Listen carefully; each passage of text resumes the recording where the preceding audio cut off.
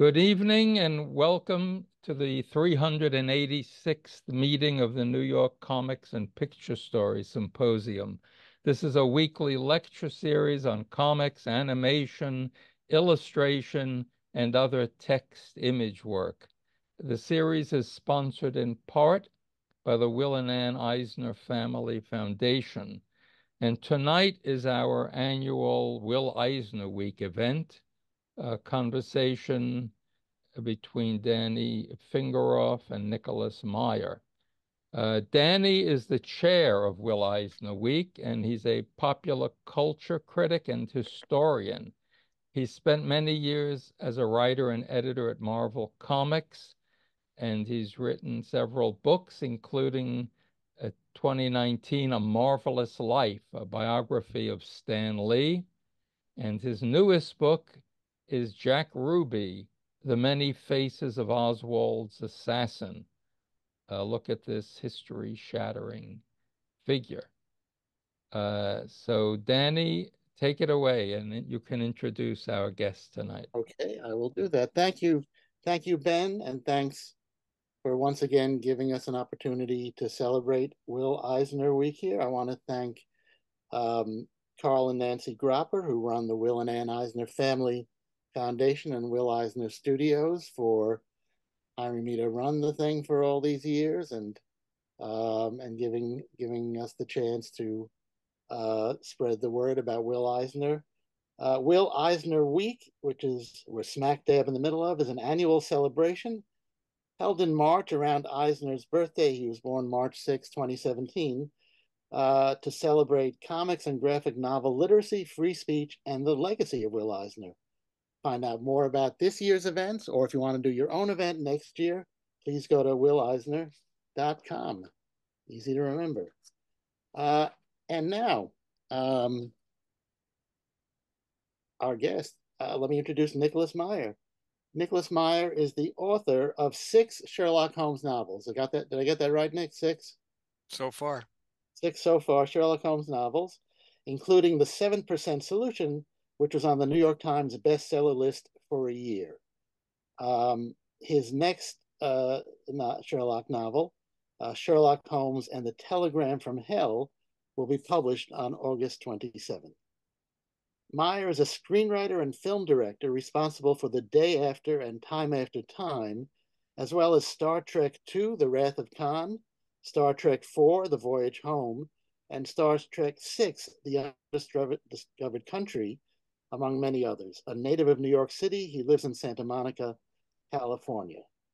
Among Meyer's Sherlock Holmes books is the 2019 novel, The Adventures of the Peculiar Protocols, which centers around the infamous protocols of the Elders of Zion, which is sadly still influential. In Peculiar Protocols, Meyer notes that I am indebted to the plot, the secret story of the protocols of the Elders of Zion, a graphic novel by the late Will Eisner.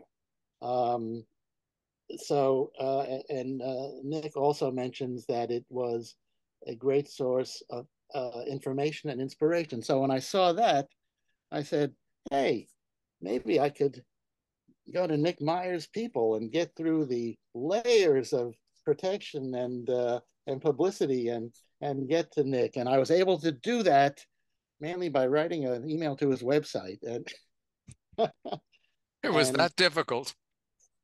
And so, well, I'm sure that 20 different people vetted it and publicists saw it before you responded to me, but I thank you for that. Anyway, so I just thought, well, this would be a novel approach to Will Eisner, and so here we are. So Nick, thank you so much. Emphasis on the word novel. Well, many novels. So let's, I want to talk about you and Eisner, but I guess let's find out for those folks who know your work and maybe don't know you. And I see we have Charlie Chaplin looking over your shoulder from your bookshelf. So he's going to keep us honest. So tell us. So I know we said you were from New York. Tell us a little bit about that, and I guess in keeping with the theme of the plot and the protocols, did you have any kind of a Jewish background or what or awareness of anti-Semitism? Well, hopping around to answer this, I was born in New York City shortly after World War II, and I grew up on the island of Manhattan. I was born in New York Hospital. My father was a doctor. He was a psychoanalyst, which somebody said was a Jewish doctor who can't stand the sight of blood. My mother was a concert pianist, and I grew up in a rather rarefied cultural atmosphere. It's not that my parents were rich, but New York at that time had a thriving middle class, largely, I think, the result of a lot of FDR policies that had taken place earlier. But it was a kind of an enchanted childhood where we had enough money to go to the opera or go to the ballet or the plays. They didn't cost, 400 bucks a ticket either, um, which made it all possible. I went to PS 183 and I was, we were Jews, but we were not observant Jews. Um, I was not bar mitzvah. My father was not bar mitzvah. His father was. Um, but they belonged to my grandparents belonged to the Ethical Culture Society. Swift as an eagle, strong as a vulture. We are the kids from ethical culture. We're not so rough. We're not so tough, but boy, are we determined. That was something like our grade school cheer. So I was not, but I was the one member of my family who was sort of interested in what it meant to be a Jew. Maybe that's because I saw the Ten Commandments a bunch of times, but it was sort of like that. And I think I told you that I had a playmate, a Catholic kid who lived on the corner of 62nd and 2nd. And I should interject that when we moved to this neighborhood, it was east of what was then the 3rd Avenue L. And nobody wanted to live east of the 3rd Avenue L, which is how come we wind up there. But then they tore down the 3rd Avenue L and ripped up the cobblestones and put in new lights, and suddenly we were chic. Anyway, his parents ran the candy store, and he went to Our Lady of Perpetual Peace, and he said that we were damned because we didn't accept Jesus. And we had lots of these kind of conversations. And I was overheard to say, well, we're Jewish and we believe in wolves. I don't know what I thought that meant. Anyway, I told my parents I wanted to go to Sunday school like Johnny Bendick. And being my parents, I was sent to the chicest Sunday school in all Manhattan, Temple Emmanuel on 65th and 5th. And I went for several weeks before I was expelled. And apparently I was expelled, and I must have been 8 or 9 years old, because apparently I said to the teacher, I don't believe that. And what's more, I don't think you do either. And so that was the extent of my formal Jewish education. And my only other religious experience was working on the animated movie, The Prince of Egypt. And I thought maybe I should read the book. So I read the first 5 books of Moses. And that if we get onto that subject, I can tell you my Prince of Egypt stories, but that's about my background. Now I know this one thing, it may not be a religious or maybe experience, maybe it was. You mentioned sort of almost in passing in your memoir that you had Albert Einstein had dinner at your house one time. No. It wasn't my house. My aunt and uncle were brought by Robert Oppenheimer to the Princeton Institute for Advanced Study. My uncle, who was the foremost, he's my uncle by marriage, so I can brag about him. We don't share any DNA, but he was a lovely man. His name was Harold Cherniss, Cherniss. And if you read the Oppenheimer biography, American Prometheus, he's all the way through it. He met Oppenheimer in Berkeley, and he was Oppenheimer's Sanskrit teacher when Oppenheimer wanted to study Sanskrit. So at the end of the war, he brought my aunt and uncle to Princeton, where they stayed the rest of their lives at the Institute for Advanced Study, 98 Battle Road. I don't think that house is there anymore, but it was a very happy place for me. And they had these dinners, and some of them were Thanksgiving dinners. And at one of these dinners, and I have very little memory of all this. There was Oppenheimer, his wife Kitty, his daughter Tony, Erwin Panofsky, who was, I believe the foremost art historian in the world, Harold Cherniss, the foremost Hellenist, and Einstein.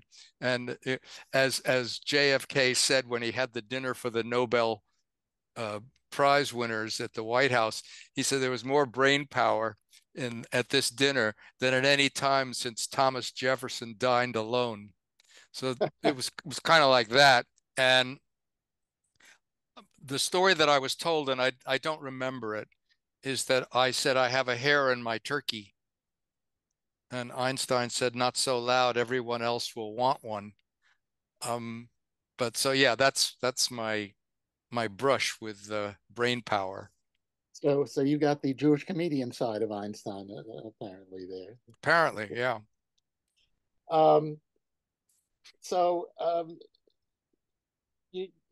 You grew up and your father wrote a biography of Houdini.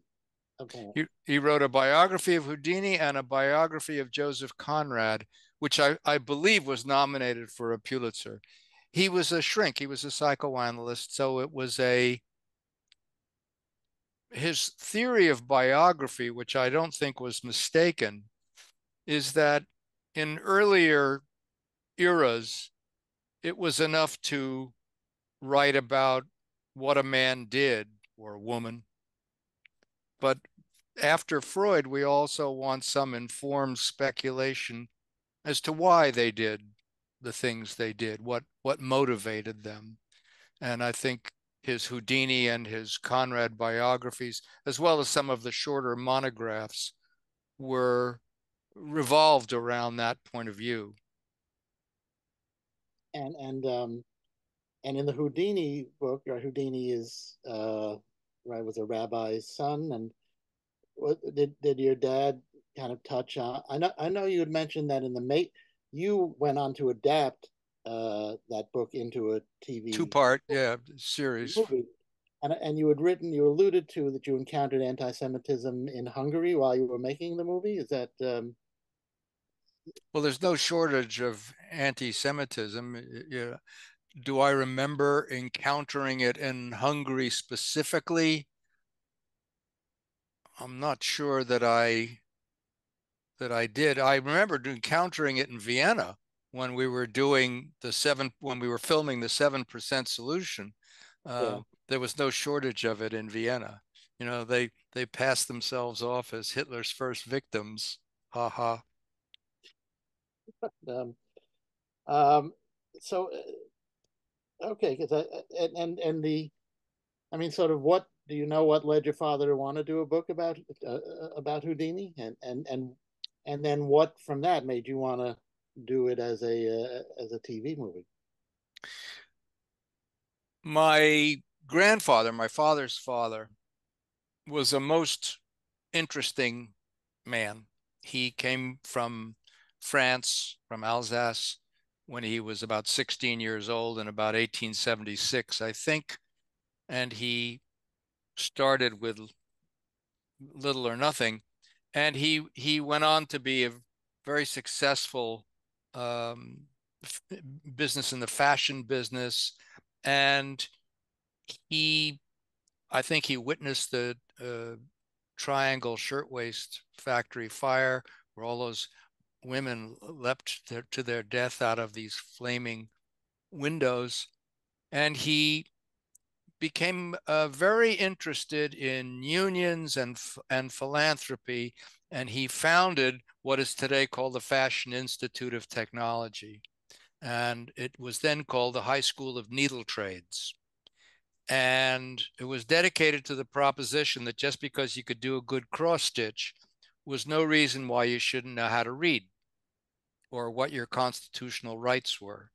And he was a remarkable man, and I have fond memories of him. But he was not often at home. And my father, as a shrink, got very interested in the subject of the sons of passive or absent fathers. Joseph Conrad's father was a revolutionary and an exile, and Houdini's father was a failed rabbi who they were originally from Hungary, and they came to Appleton, Wisconsin. And I think after years, he still hadn't learned English, and he was fired or terminated by his congregation. And Houdini was always looking for other father figures, people that he would sort of nominate to fill that void, whether it was the famed magician Robert Houdin, or later Arthur Conan Doyle, the creator of Sherlock Holmes, or various other. And he would admire them extravagantly before turning on them with a vengeance, probably because somewhere along the line they weren't his real father. That's pure speculation on my part. But I think my father got interested in Houdini and Conrad on the basis of absent fathers, which was something he was having to deal with himself. His father was a lovely man, but he was always in meetings, trying to better the Navajo or founding the Westchester County branch of the Urban League. It went on and on and on. See? Wow. So I guess we should make our way towards Eisner and comic. So the pop culture, you were a kid who read. You fell in love with Holmes and Doyle at an early age. How did you discover Holmes, and what was Well, so my dad introduced me to just about everything. He was a very curious and educated guy, and my family were all musicians. My mother was a concert pianist, and he himself was an excellent pianist. And he read and went to museums and plays. And so I was about 11 when he gave me the complete one-volume Sherlock Holmes, all the 60 stories, with an introduction, I think, by Christopher Morley. I was 11. I didn't know about introductions. I just gobbled up all the stories. And, they say something is at an impressionable age. When you're young, experiences with people, with art, with music, with literature, with scenery, they leave an impression. You bond with them. And I bonded with Sherlock Holmes, among other bondage, and I never kind of left it. You're talking to a case of arrested development. Well, the case of a lifelong fan. Let's call it. And I know you said this symposium is it's mostly about comics, but all sorts of any combinations of words and Well, I read their game. So tell me oodles about of comics. I had huge read? comic collections. Oh, okay, tell me about this. This is news to me. Okay. Really? Oh no, I had Batman, Superman, House of Mystery, and Strange. All those. This was in the 50s and the early 60s. I collected this stuff, and I was especially keen on something called Classics Illustrated, And the enlightened person who thought this up, I'm sure, worked from the assumption that if you serve it up as a comic book, a reader might go on to satisfy his curiosity by reading the actual book. And he hit me dead center with this. And the reason I read Moby Dick or Hamlet or whatever was because first I read the comic. And it didn't matter whether it was Crime and Punishment or Moby Dick or The Prisoner of Zenda. I just took it all in. I was that guy's target audience number one. Okay, so you were more of a comics guy than I realized. Did you ever did you ever know the names of the artists or writers, or that was sort of not part of your interest? Well, it may have been part of my interest. I don't know that it's entirely part of my memory. But things like introductions and forwards and credits. I remember as a kid when I saw movies, I saw all those names and I had no idea, what those names were. And I just remember all the dot, dot, dot, dot, dot, the ellipses across the screen. And so eventually I started to, learn some of these names. Um, Did you ever read the EC horror or crime comics, the infamous EC comics? I'm Yeah, sure I read DC comics. Of course I did. EC comics, the ones that were the horror ones that were the subject of congressional investigations and so on. Well, if I read them, and I'm sure I was an indiscriminate reader, and I think the most important thing about reading when you are learning is it doesn't matter what you're reading. Just be happy that you're reading and that your kids are reading or whatever. I never told them, don't read this, read that. I just let them follow their interests or inclinations. And I loved all that horror stuff and strange whatever. If it had strange or House of Mystery or something, I was all for that. And then you attended the Iowa Writers Workshop. Correct. And so how did I mean it's fascinating. You were sort of seemed to me you were headed straight for being a classic New York Jewish intellectual, and then you're suddenly in Hollywood. How did that come about? Well, I don't want to sail under false colors here. I'm nobody's idea of an intellectual. I was not a very successful student. Um, I was a C plus student, and my late wife always used to laugh, and she would say, "It's the plus part that's really pathetic." So was sort of self-taught. If I'm a polymath, I'm self-educated. It's not like I got very good grades. I don't think I ever understood much of what was being said in school. My grades, didn't reflect that. Nobody knew what ADD was back then or ADHD or any of that. I wasn't diagnosed with that until, I don't know, 25 years ago when a daughter of mine seemed to have all the same problems. So we had her tested, and to keep her company, I had myself tested. And that's because I recognized certain similarities in our pattern of learning.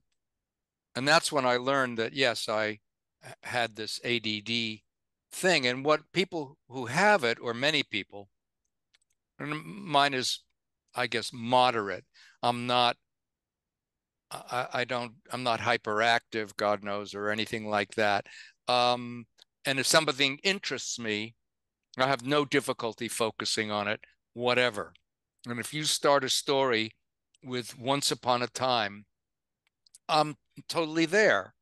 But for a lot of other things, like reading a contract or something, I can't, and on my website, I'm described as a storyteller because that's basically all I know how to do, if in fact I do know how to do it.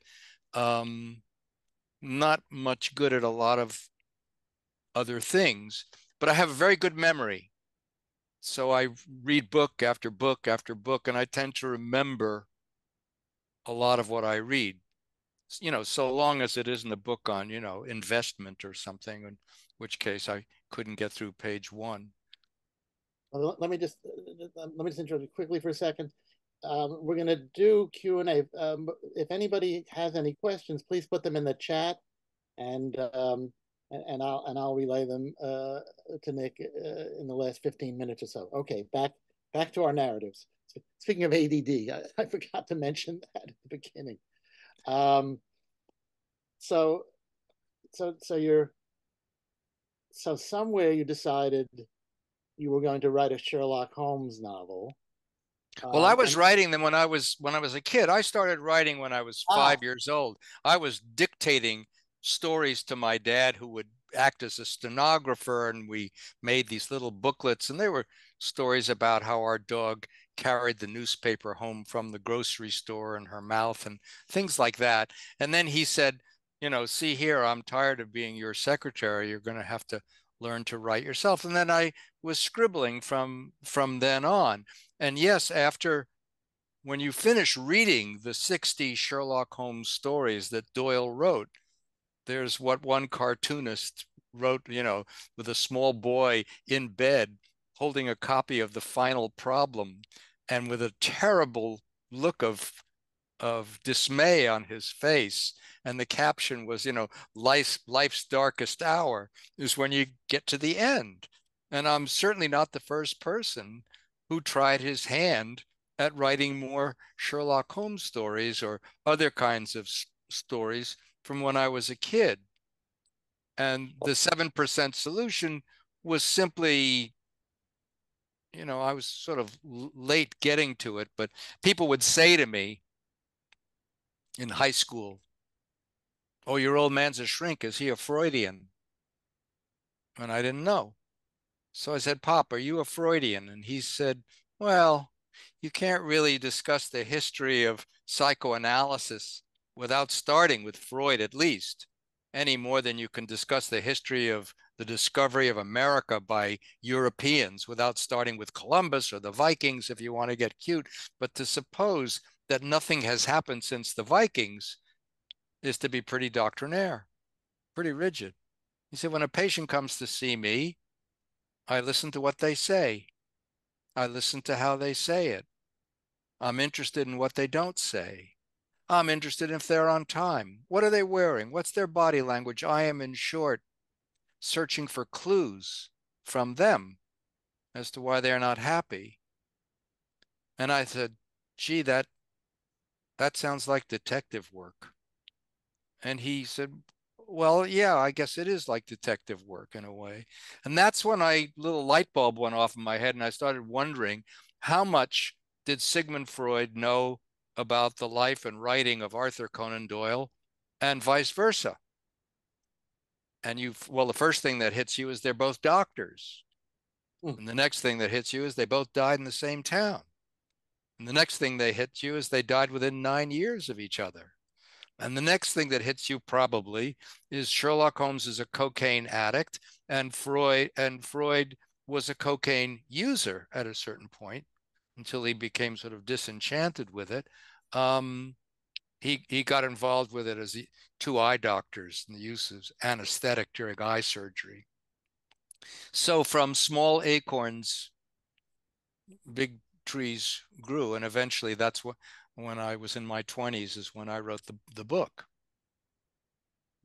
How did you come up with the inspiration that you would be Watson's Watson, that these were not stories you were making up, that these were taken from, I mean, basically it seems to me you've inserted yourself into the Sherlock Holmes universe as this guy Well, I'm not the only person who's done it.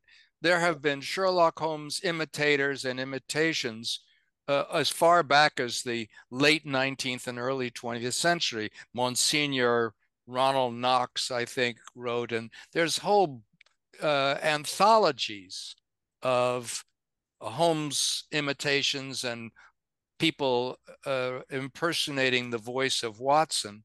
It also seemed to me a graceful way to call myself the editor as opposed to the author, of ducking the, looking like I was trying to take credit for something that I didn't create. I didn't create Doyle, I didn't create Watson, and I didn't create Holmes.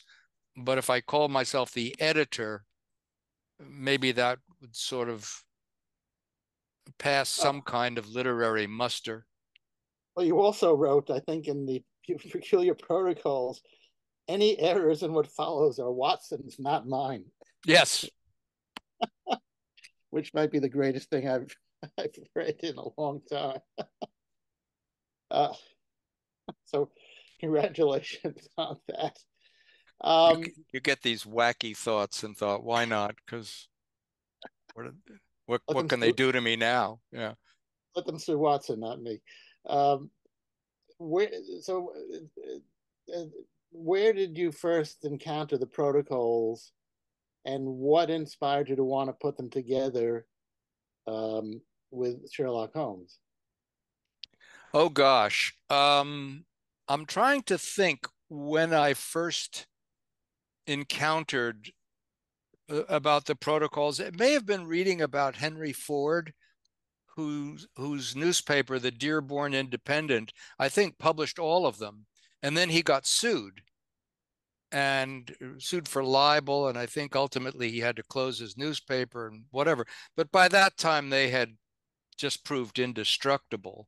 And I think I told you in a previous conversation that I once met a book reviewer or a reporter who said to me, "How does it feel to be a successful forger?" And I hadn't quite thought of it in those stark terms, but then I realized, well, yes, I am a forger. These are purporting to be written by Watson and so forth, and that whole editing thing, which seems so clever in some sense, but I'm a forger. And then I got interested in the whole subject of forgery, and I started collecting a library of books which also deal with forgery. And if you're interested in forgery, it isn't very long before you stumble across the biggest, baddest, most vicious, most destructive forgery of all, and that's the protocols. And then when you start looking at the dates, when the Okhrana first disseminated them and so forth, you realize that both Doyle and Holmes would have at least a glancing contact with them. So I suppose that was where the germ of it came. And then where and where did the Eisner's the plot? I know there was also another book. There was Pogrom, Steven Zipperstein's book. Steven Pogrom, which also you sort of those seem to be the two of the biggest influences or research. Yeah, where at some point, and I'm sorry to disappoint because I can't remember, but I'm always prowling bookstores. You remember bookstores? So I'm always prowling bookstores and looking at stuff, and I must have seen this on a shelf, and we're talking at least 25 years ago, maybe close to it. I don't know. I can't remember when it was published, the plot. I think you've mentioned that Adam Langer had directed you towards it. He may have. Adam Langer certainly may have done. He's directed me to a lot of things. Anyway, I got hold of it, and I thought, well, here is a handy, easy to understand digest of this whole thing. Yeah, I saw it sitting on the back of your. Me too.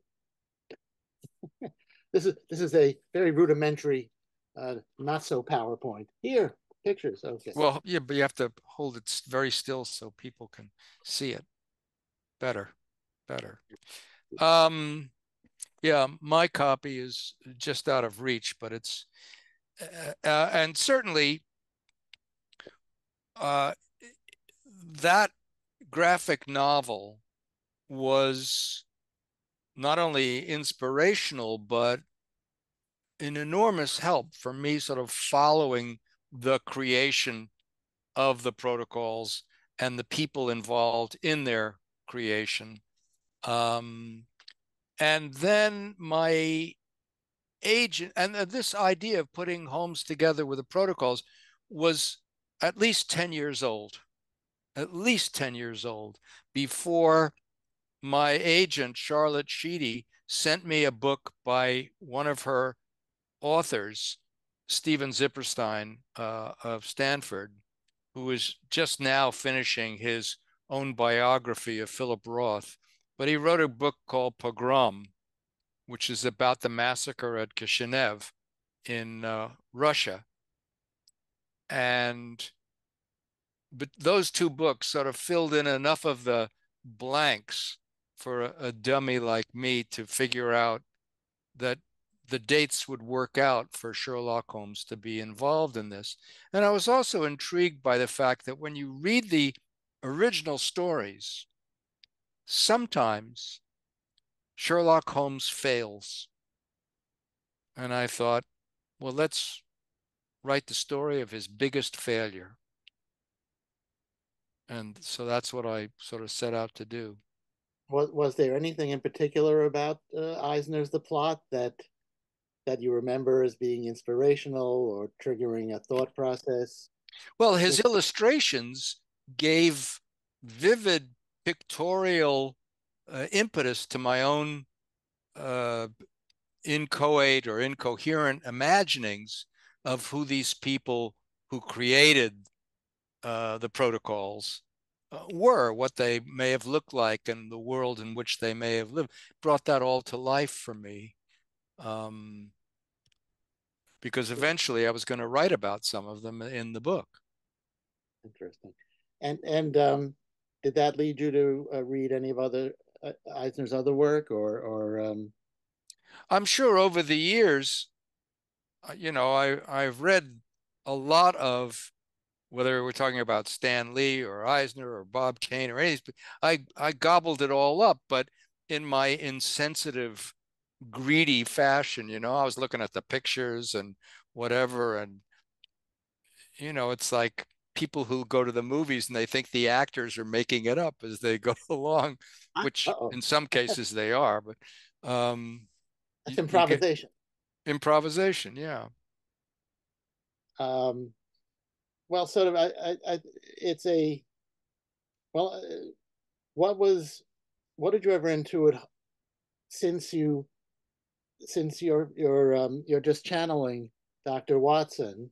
Did you ever get a sense from Watson or Doyle what Holmes's attitude towards Jews or other minorities were? Was Yeah, Holmes prejudiced or not? yeah, I think he was probably a sort of passively anti-Semitic person. There's a certain type. I was reading the diaries of Charlie Brackett. Do you know who Charles Brackett was? He was Billy Wilder's writing partner on Sunset Boulevard and Lost Weekend, and I In think Brackett's also Double Indemnity. And Lee Brackett's husband, right? was he Lee Brackett's husband? I didn't know that. Sure. I can't remember, but I do know he was a plaid pants wearing Republican guy back when Republicans inhabited planet Earth. And but he had a sort of genteel anti-Semitism. He never talked about Billy in anti-Semitic terms, but he would say, this is the kind of Jew I can't stand. That sort of, and I think Holmes at one point is describing someone, I think it's Holmes and not Watson, and said he had a touch of the Sheeny about him. And I thought, okay, I think I get where we're coming from here.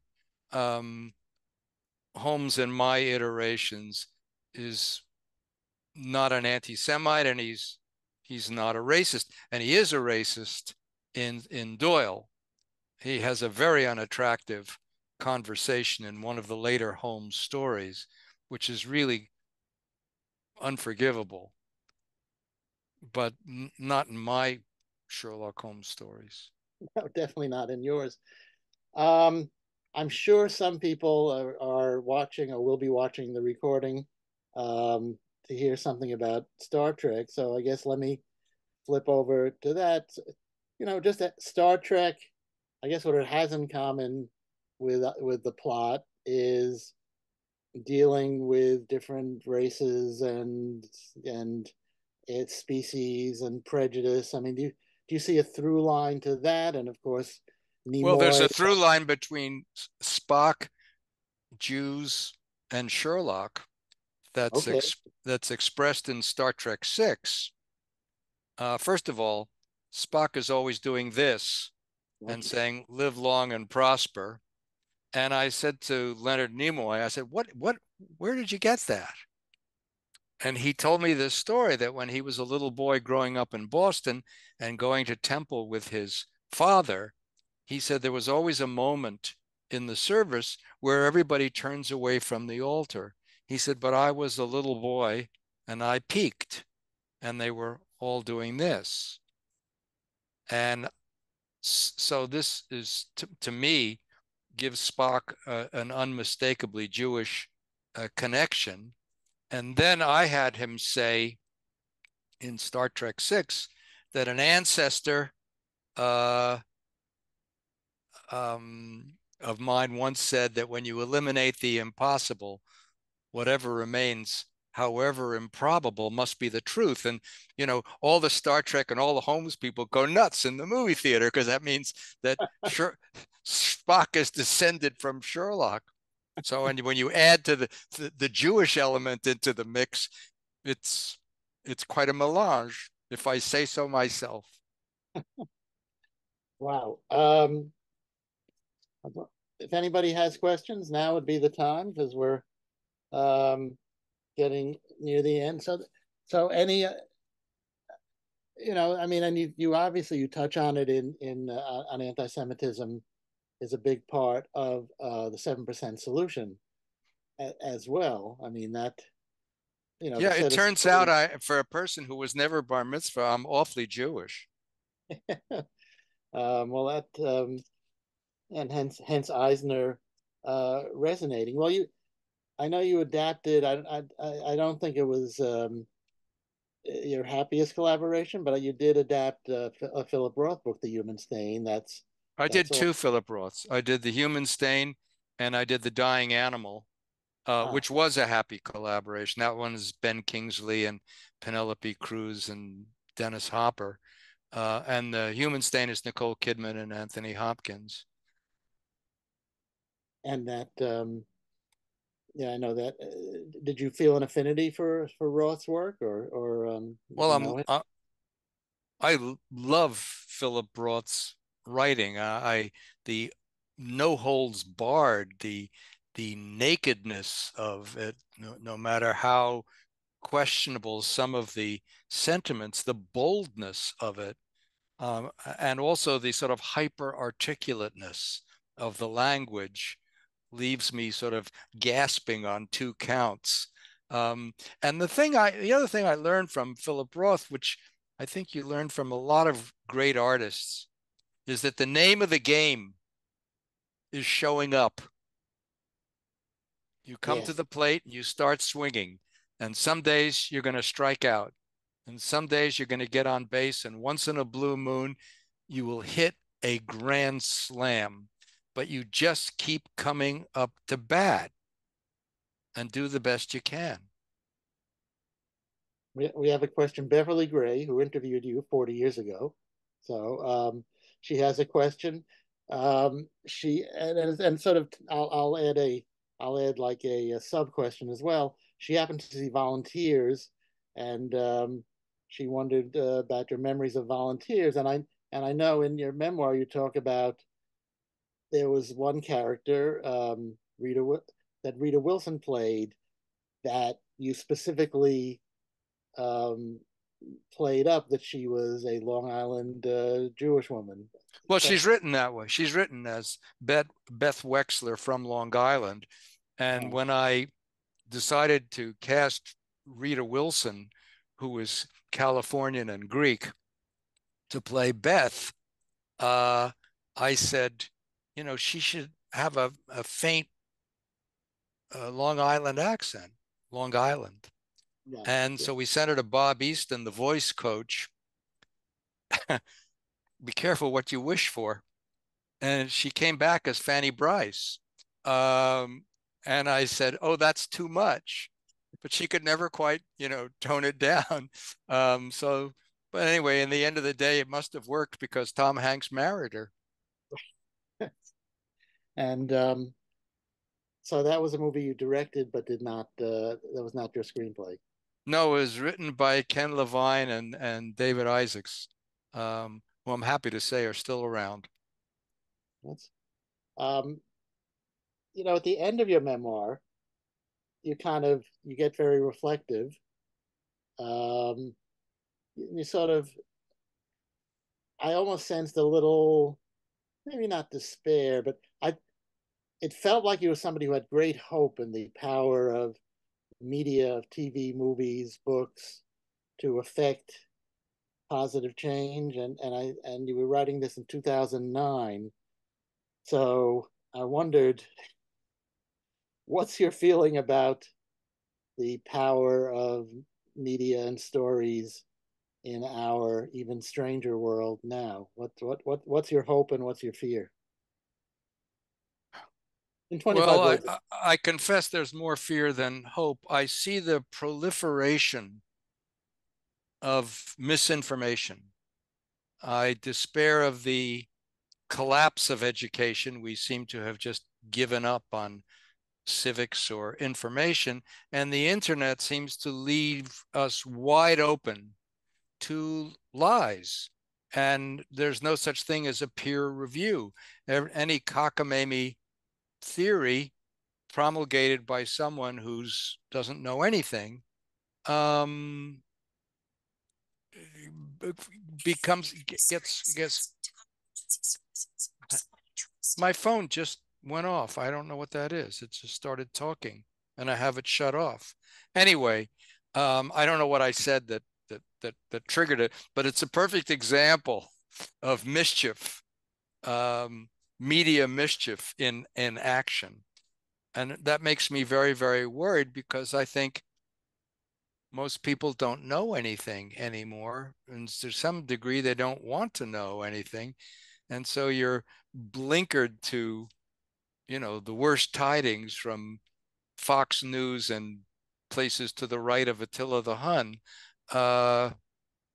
That's scary shit to me. Yes, me too. We have a couple of more questions. Michael Burstein wants to know, is the fate of Sherlock's violin in Peculiar Protocols consistent with the Holmes canon? Gee, I don't know. Arthur Conan Doyle was accused of making many mistakes in consistency with his own stories. Was Watson wounded in the shoulder or the leg? Why does he call the landlady Mrs. Turner when we all know her name is Mrs. Hudson? And why does Watson's wife at one point address him as James when his name is John? And so Doyle's response was, quote, I have never much striven for it, meaning accuracy of detail, and no doubt have made some serious blunders in consequence. What matter so long as I hold my readers? I've had that tattooed on my chest. So when I'm accused of inconsistencies or bloopers, I can just say I'm following the footsteps of Holmes's creator. Well, that was our attitude in the comic book business, and it certainly was Stan Lee's attitude. Did you now? I know again from reading your book, you even as far back as 2009, you were not a big fan of the superhero film genre. Um, No, not. yeah, and I'm just still, interested. I'm interested in heroes. I'm not interested in pop culture. I'm just interested in culture. I'm antediluvian. Um, I'm well, just for a person who's established so much of that culture in Star Trek, that how do I you square? know. Yeah, well, I don't, what happened happened. It's all very strange. By the way, as long as I'm free associating, Doctor, there are many artists who have expressed dissatisfaction because they felt appreciated for the wrong reasons. Arthur Sullivan, who was presumably the shining white hope of English music, the English Mendelssohn, sort of regretted that he was known for these operettas that he wrote with Gilbert, which he felt that were somehow beneath him.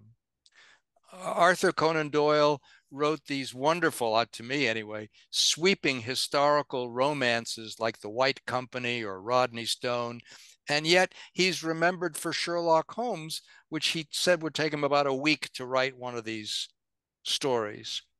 And Leonard Bernstein, who's known for West Side Story and On the Town and on the Waterfront, and Candide, but not for the Jeremiah Symphony, the Age of Anxiety Symphony, the Kaddish Symphony, his quote, serious works.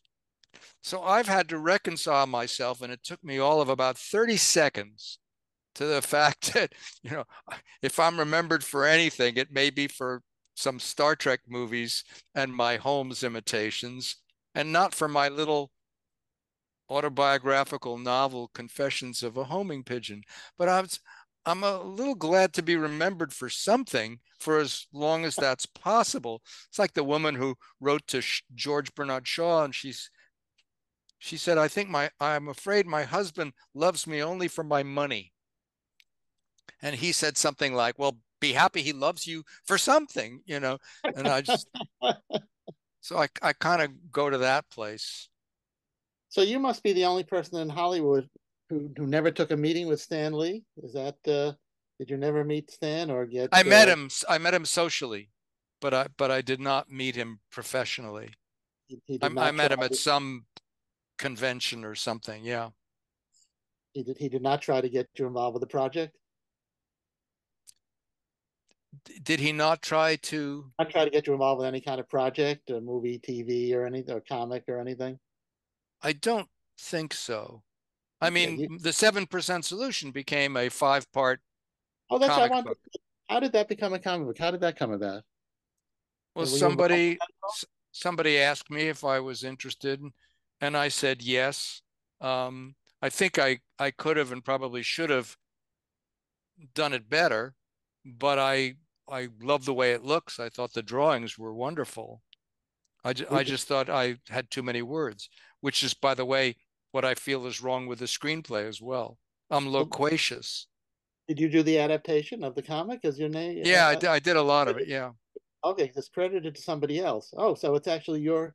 Well, I, I did the editing of it. uh-huh. I just kept squeezing it down. I didn't have time to do the adaptation. I was busy doing something else that's deathless, but I just don't know what it was. Any desire to do anything in the comics medium in the Oh, future? sure, I'd love to do that. Yeah, I would love to do something.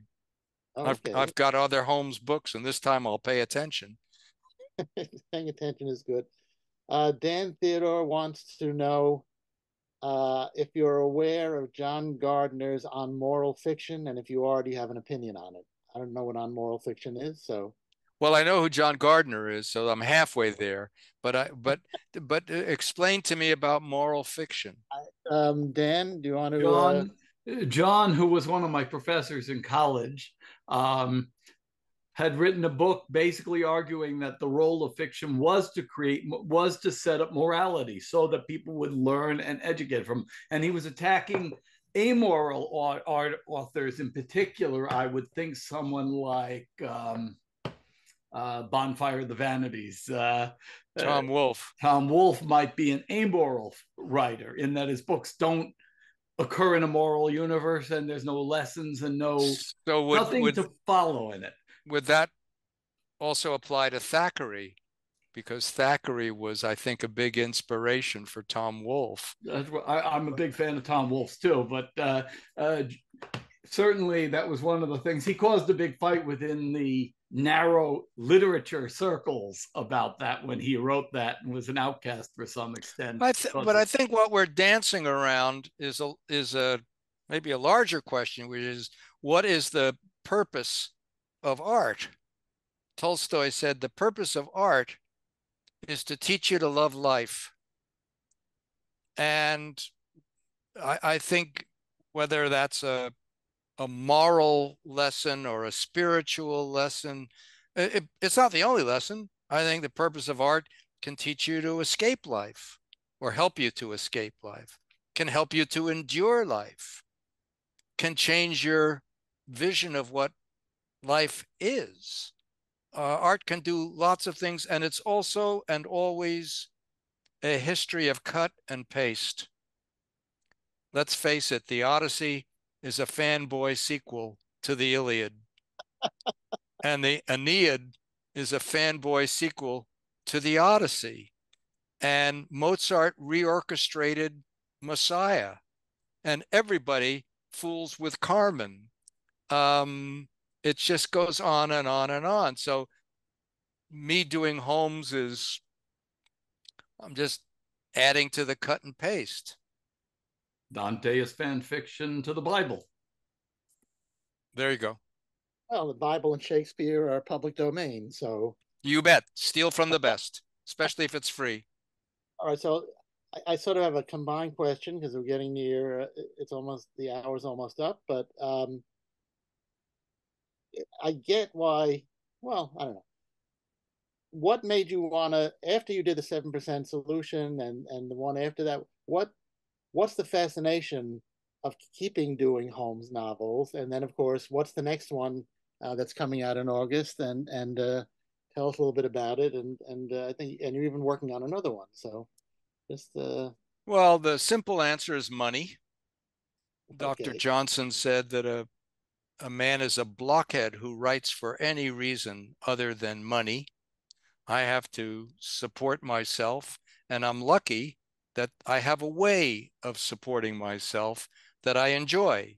As John le Carré said, all I know is I'm happy when I'm writing, and I'm not happy when I'm not writing. I've written books that are not Holmes. Some of them sell okay, some of them sell, but this is something I sort of know how to do, or at least somebody believes I know how to do it. The one that's coming out at the end of August, Sherlock Holmes and the Telegram from Hell, is about Holmes and the Zimmerman telegram. Some people will know what that is, and some people will have to pay the money to find out. But the one I'm working on after that is a book called Sherlock Holmes and the Real Thing. And I'm writing it to find out what the real thing is, but it's becoming clearer. And like that. Like that sounds good. Nicholas Meyer, thank you so much for doing this. This has just been wonderful. Thank you for your time and your wisdom. Thank you for yours. You're welcome. I'll kick it back to Ben. Ben, you want to take us out? Yeah, thank you, and we'll see everyone next week. A special event during spring break with Peter Blegvad, cartoonist. Thank you. Okay, thanks, and happy Will Eisner week, everybody. Yep, thank you. Bye-bye. Thank you so much. Bye, Danny. Bye, guys and gals.